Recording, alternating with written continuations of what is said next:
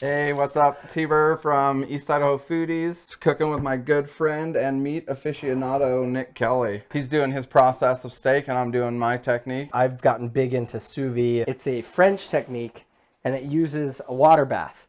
So here we have, just a food safe, I guess, cooking bin. And this little guy right here is a sous vide machine. It's an Anova sous vide. And what the sous vide does is it heats this water to a constant temperature. I mean, there's definitely different techniques to use with steak. I like to do, I like to sear it first, and then I finish in the oven. So I've had my steak sitting out about an hour, and then basically you're just going to be generous. Oh yeah, salt and pepper generously. Gotta get that salt and pepper. Yeah, it's just going to sit in there. You want to, and that's one thing. Yeah, and then I kind of just smash it in there too. Right. Got to get your hands all nasty, but you got to do it. Has to happen. Yep. Has to happen. That's the thing with steaks, and one of the biggest things I see is like nobody seasons their steak well enough. Nope. And people are afraid to. Any video you watch is going to say generously, and then people are going to ignore it. Yeah. And not do it generously. I don't want it to taste like salt water, and it's like, listen, it won't. Boom. Now I usually just throw it up on that fat cap there. So then I'm just going to leave it like this for, like I said, I've had it out for an hour now to bring to room temp. And I salt and pepper it, and I just leave it on that fat cap and let this breathe for about another half hour. What you see is what you get. I don't use a lot. Salt, pepper, and then I do love to use beef tallow when I sear my steak. Right. It just gives it an awesome flavor and finish. All right. Well, I'll start prepping mine then. Oh my heaven! Look at that marbling though. Yeah, look at really that. Nice look steak. at this marbling here. I mean, I don't know if you can see it, but that marbling is just fantastic. You can take lower grades of meat and different cuts of meat and sous vide them, and get them to be as tender as a more expensive, more well marbled cut. I've got a Food Saver vacuum sealer. If you guys don't have one of these, get one, because they're awesome to have. They keep the freezer burn and everything off your food. They, they really just make life a lot easier, and especially with the sous vide.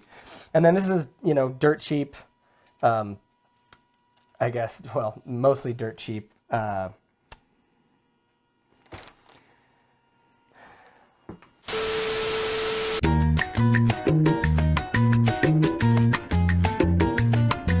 Vacuum sealer bags. Vacuum sealer bags. That's what they're called. Anyway, yeah, these are just really inexpensive, and you can get like 6 rolls of this on like Amazon or from like, even Walmart has them for really, really cheap. So you just take your bag here, you seal one end of it to create your bag, right? We're gonna pull it out, just checking to make sure it's got a good seal along it, and it does. Man, that's fast. Yeah, real quick. And then we open our bag up and just gingerly set our steak. Yeah, we can. These? Yeah, I'll use those. That'll make life a little bit easier. Here. You just gingerly let it in there. Just get the front of it down in. Close her up. Make sure our bag's all straight. And vacuum it. Oh, okay. So it pulls all the air out. All right. Okay, and there she is, perfectly vacuum sealed. And the cool thing, this is one of the things that I love about sous vide. I can take this and I can throw this in the freezer now.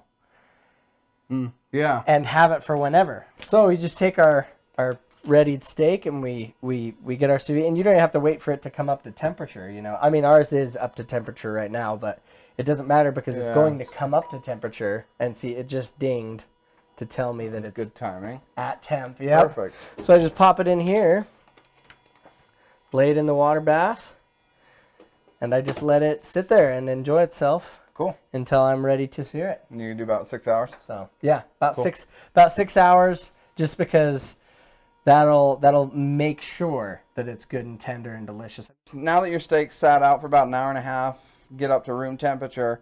The main reason you want to do that is when you throw a cold steak into a pan, it's basically going to get tough. It's going to seize up. So I get my cast iron nice and hot, couple minutes on there, it'll just start to steam, which it's starting to do, if you can see that. And then I throw on, I like to use some beef tallow that I've made from beef fat. Then when I lay my steak on, I always like to lay it away from me just in case it spits at all. Sometimes that last little thing, when it flips down, it'll spit on you. You want it to sizzle like that. That means it's pretty good. It's going nice and hot. Yeah. I usually go probably pretty close to maybe 2.5, 3 minutes, depending on how hot I am. That's not as hot, I think, as usual, so I'm going to probably go 3 minutes aside here. Next thing I'm going to do is, I like to finish it in the oven, so I'll just get my sear going. Get it nice and seared on both sides. I actually do all sides on mine. And then I have a pan. I preheat the oven a little bit before to 220, 225. And then I'm going to put it in just a cold, it's not cold, room temperature pan. Right. Because if you leave it in this pan and throw it in there, that one side is just going to continue to get cooked. Cook and you're way hotter. Yeah, right. It's going to be uneven. So I'll throw it into a stainless steel pan that can go in the oven. Throw it in there at 220. I'll throw a probe on it, and then I can just watch it. And I like to throw it up on the edge just a little bit too. Just keep it in that like thick part of the tallow there. Right. For me, the more crust you get on it, kind of that bark, Yeah. it just adds to the texturally and some flavor too. It kind of sears that salt and pepper on there. Right. Makes it pop a little bit more. Yeah. So then I'm going to transfer it over here. And I'm just going to stick my probe. You want me to give you Yeah, some? that'll be awesome. And I'm just going to throw that into the center there. Do you need to push it in a little more? Yeah, sure. That's good. It's not really going to matter. Right. I'll leave this out. Turn that off for me. Yep. And we're just going to throw it in the oven at 225. And then we'll just watch this right here, and when it goes 135, we're going to pull it, foil it. We got this steak. This has been, sitting in here for about 6 hours now. It's been sitting at about 130 degrees. So what we're going to do now is we're just going to bring it out, and we're going to get it ready to sear. Because as you can tell, it doesn't look super great.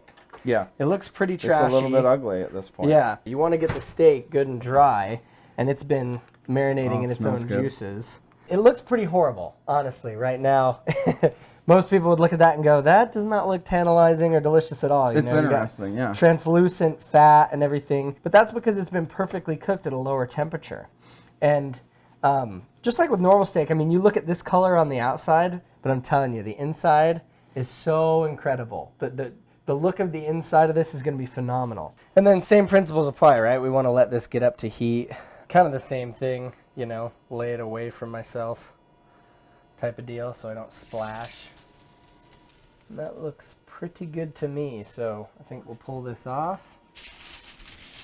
And then I'm thinking about trading pans. Oh yeah. Since that one. Is that cool with you? Yeah, You yeah, don't have this absolutely. in the house still. Absolutely. So then I just take this, right? And we're gonna oh, these are for later. I'm gonna get this steak here and just tent it up a little bit. I don't wrap it super tight. I just kind of keep it a little bit closed. We're gonna let it sit at room temperature for a couple minutes, and just let it rest and really let it lets the stress out of the meat, right? So when you're cooking, and I mean, we know this, like, it'll actually, your meat will toughen up a little bit, the proteins and things like that. It doesn't stay super tender. That's why you need to rest your meat after you're done cooking it. The other thing is the juices, right? Yeah, exactly. They're going to run like crazy if you cut into it immediately after you've let it there. If you let it sit for a little bit and come down in temp, you'll keep all that juicy goodness in your steak. And that's what you want. Yeah, like a general rule, at least 5 minutes you want to rest it because, right, like you said, let those juices go back into the meat so that when you slice it and you have a piece of meat, that's when you get that explosion. Right. Rather than if you cut it right after, then you're going to lose all those. They haven't had time to resettle in. All right, then we're going to pull this out and just throw it back on here. Yeah, I'm just going to throw it, I'm just going to, where are those tongs out? So I'll pull it out, and I'm just going to take it, throw it right in the center here. Yank this.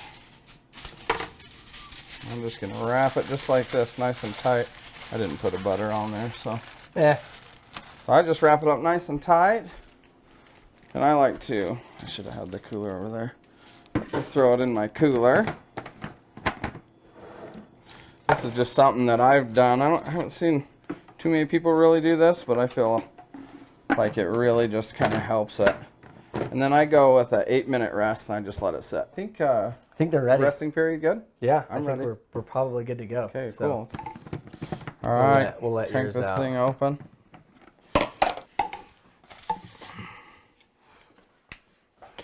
Oh man, that looks incredible.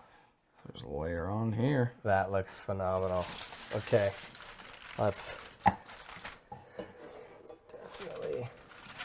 I got a great crust. Yeah, you did. You got an incredible No, I crust. said on you yours. got a great crust. Oh, I got a great. Well, I did too. Yeah, So I'm noticing one thing right now. These came out of the same package and they were the same. Yep. Yours stayed flat through the cooking. Mine swelled a little bit. Yeah, yours tightened It's up. interesting. Yours still has that form of the New York strip. Right. And mine's a little bit Thicker. It's just something I noticed. That when is, pulled them I out. did. Yeah, I didn't. That's a really interesting Slice idea. some of this bad boy up here. Yeah. Oh man, it looks good. Oh, I can already see it. It just looks phenomenal. Well, good. We'll just go there and kind That of lay crust these over looks and give you the board here. I leave your room. Oh, you're good.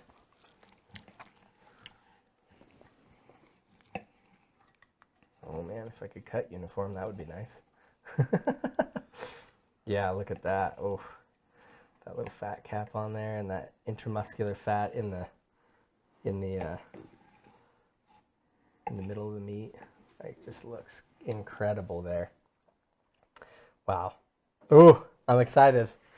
Okay, well, we'll have to do a little taste test here. All right, let's go here. Try this one first. Oh, here, let me help you there. Okay. Mm-hmm. You got that flavor. Oh my gosh. That's so good. Mm-hmm.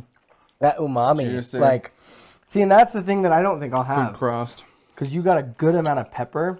And that pepper, even It though helps it's that like sear and it seared. pulls. Right. And it changes that flavor. You get like an almost umami, like barbecue flavor from that pepper after it's seared and very more good. blackened. And I don't think we're going to get that with this one. I don't know. I might The be crust wrong. will be a little different, just in the technique. Right. But I mean, that This flavor is from beautiful that edge is, to edge. yeah. Yeah, yeah. The edge to edge is great. But I mean, the heat affected zone, it's similar. It is similar. And that also has to do with like, The cook. you know, the cook. Yeah, exactly. It really Like, is. This is a feel. It takes time to get a well, feel. and I went lower heat Yeah. and a lot slower on my crust than you did. You went high heat very fast, and I took a little bit more time, and that Totally. changes your heat affected zone, Totally. right? Yeah. Try these bad Yeah, boys. let's do it, dude. Oh my heavens.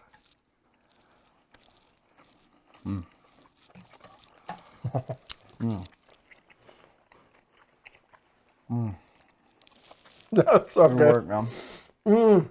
Yeah. But yeah, Consistency all the way through. You can feel that the sous vide, that it is the same steak like all the way through. Right. Where this is a little bit of textural difference when you kind of come into the crust, right. and then it kind of bursts. This thing is just juice the entire All the way through. Yeah. Yeah, you really Different, but just both very good. so good. Oh yeah, both phenomenal and delicious. And like I said, man. there is a difference between Total difference. and I think it's the pepper. I think the pepper that makes it, like on your crust, having that pepper just gives it a completely different I've been a fan of edge of the like flavor. a pepper before. I think it helps on the sear, and I think it just hits that. Yeah. It hits that edge and just gives it like an Right. When you first put the bite in here, you really get that just steak like boom. Yeah. Boom. punch This is in a the mouth. steak. Yeah. This is just like beautiful, meaty all the way through. Yeah, very Easy, just velvety. like, exactly. Yeah. Just smooth all the way through. Phenomenal steaks. Lots of good ways to cook steak. Yeah. Right. Ton Like, of good ways. Yeah. You know, and yeah, I mean, I just hope people, because a lot of people think it's so difficult, you know, to make a good steak. And it's really not. It's really not that hard. I mean, with a little bit of basic cooking understanding and a little bit of basic technique. And I mean, we're in no wise professionals. Right. You know, I'm completely self-taught. It was days at college, sick and tired of eating horrible food that turned me into a foodie. And I love that, man. I think that's just so cool. Yeah. And that's what it is. And anyone can do it. I mean, with things like YouTube and the internet today, Totally. there's no excuse for having horrible food. Show us what you make. If you guys, do some of these methods, show us what you do. Absolutely. Send pictures, like post in the comments, tell us the way that you do it. It's like how I spend my free time is watching cooking videos and stuff like that. So I love seeing pictures and seeing what people are doing. So yeah, definitely give it a share. Yeah, like and subscribe. Yeah, leave us a like down below, subscribe to the channel, and let us know what you want us to do. And the other thing is the fat. Mine's fatter, but Nick's is longer. Oh. You can edit that or whatever. Hey, man. Why you gotta say that while I'm in the shot? Now I can't use that clip. Sure you can.